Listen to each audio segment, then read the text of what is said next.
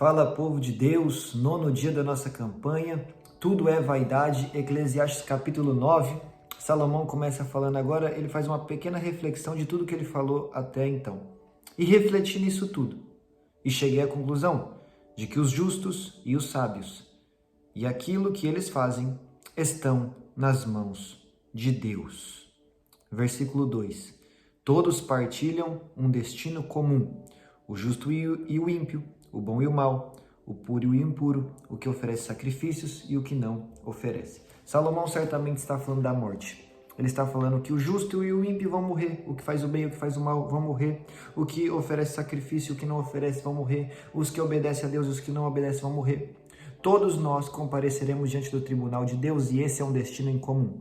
Mas a partir dali teremos destinos diferentes, como nós viemos falando em toda a nossa campanha, em todos esses vídeos, então eu não quero ser repetitivo, tá bem? Ainda que essa mensagem sobre salvação, sobre céu e inferno precisa ser constantemente pregada, não quero ficar pregando novamente, mas a questão é, todos nós teremos o mesmo destino. Toda a nossa vida, como diz no verso 1, está nas mãos de Deus. A sua vida está nas mãos do Senhor. Agora a questão é, o que você vai receber das mãos do Senhor? Bênçãos, vida e alegria? Ou ira e juízo? A Bíblia diz em Hebreus capítulo 10, versículo 31, terrível coisa é cair nas mãos do Deus vivo.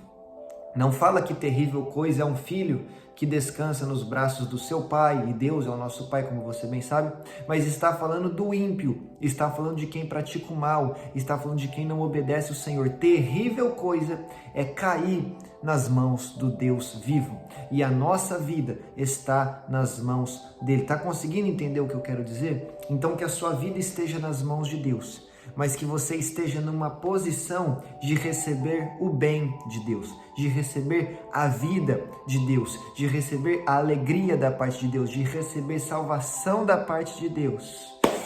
Porque caso contrário, o que nos espera é uma terrível, é uma horrível coisa, que é cair nas mãos do Deus vivo, o justo juiz. Amém? Eu estou todo arrepiado.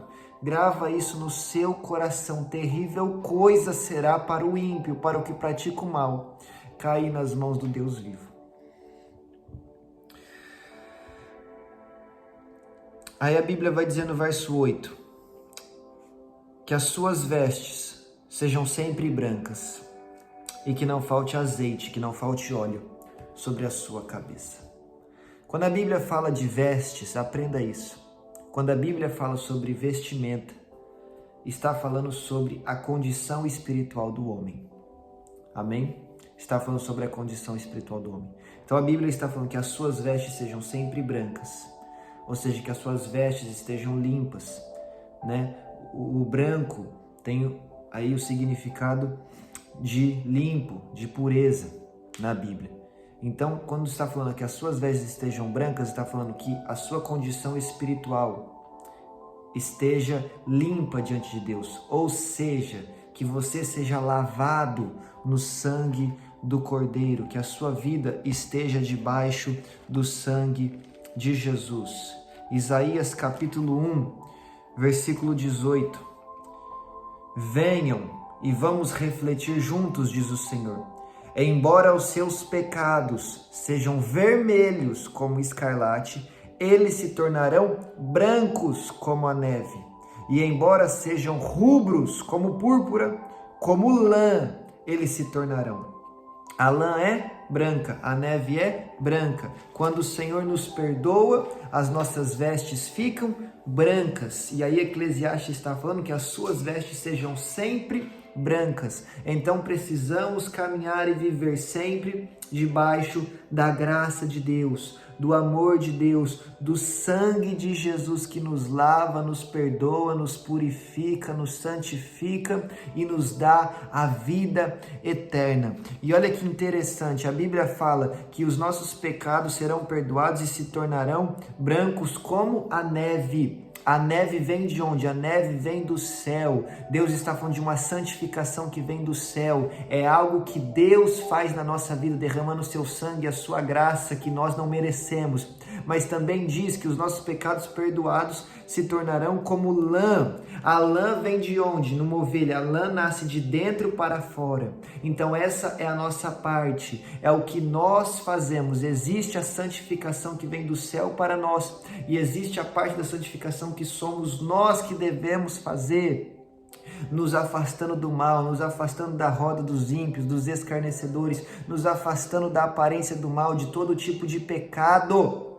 Nós precisamos nos santificar. 2 Coríntios, capítulo 7, a Bíblia diz: amados, versículo 1, amados, visto que temos esta promessa, purifiquemo-nos de tudo o que contamina o corpo e o espírito, aperfeiçoando a santidade no temor de Deus, aperfeiçoando a santidade. Nós precisamos viver uma santidade progressiva. Santidade inicial, quando você aceita Jesus e a condenação do pecado perde efeito sobre a sua vida, porque Romanos 1:8 declara que para aqueles que estão em Cristo Jesus já não há condenação. Então, na santificação inicial, que é quando você aceita Jesus, a condenação do pecado já não tem mais efeito sobre a sua vida. Santificação progressiva, que é o que Paulo está falando sobre aperfeiçoar a santidade. Fala sobre caminharmos em santidade, em níveis de santidade cada vez maior. Santificação progressiva.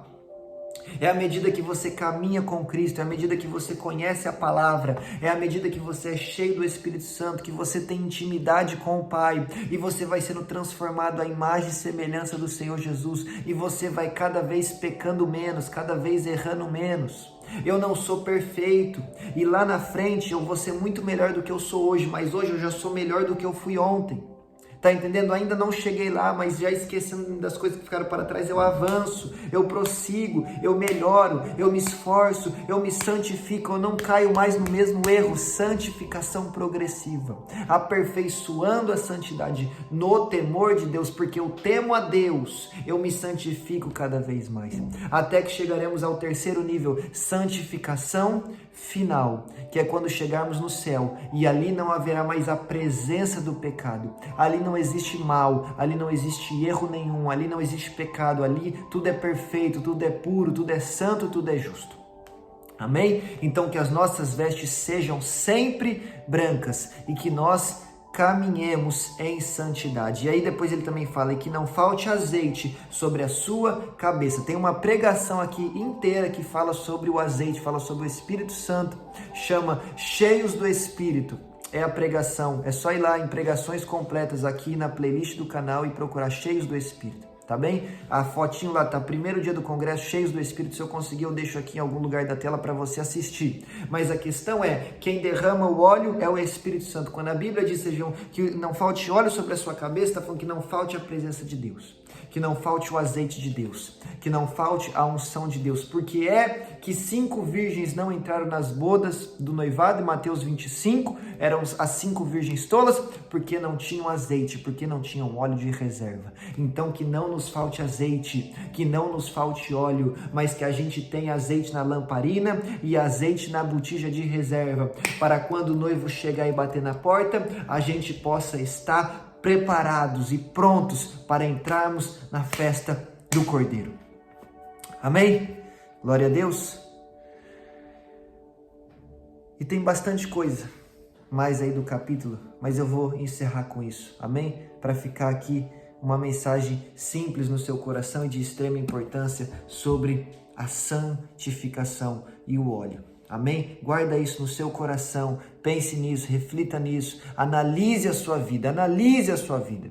Tem um versículo em 1 Coríntios 11 que só é usado quando a gente está na igreja num dia de ceia, mas deveria ser usado todos os dias da nossa vida. Examine o homem a si mesmo.